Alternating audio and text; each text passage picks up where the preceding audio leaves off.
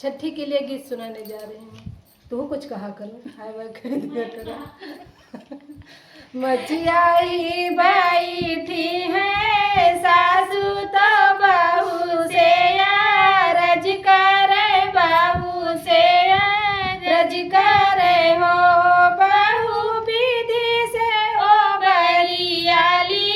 पावो तो छठिया धरवो तो छठिया धरवो हो, कहू सासू ओ बरीली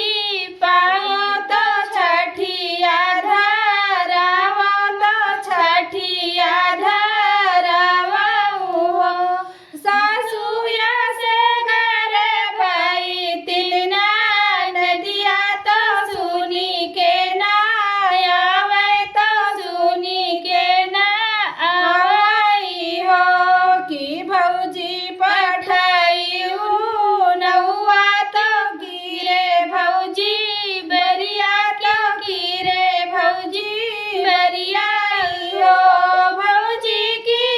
पठायु हमारा बीरनवा गरभ हमरा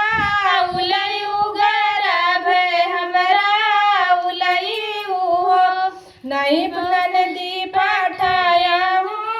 नौआ तो नहीं पठायो बरिया तो नहीं पठायो बरिया हो,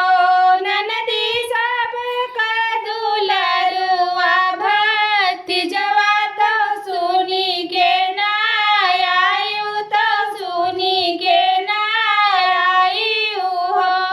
आई है ननदी गोसाइनी आंगनवा माँ बैठी, आंगनवा माँ बैठी हो, भौजी वो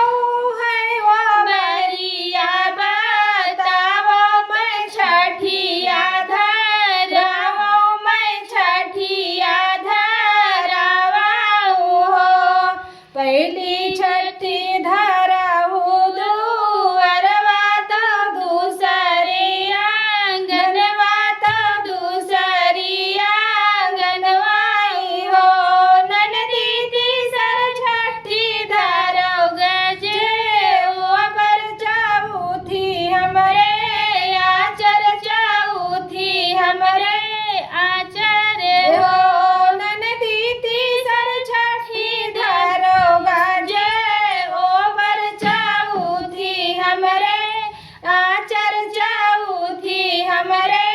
आचर हो, द्वारे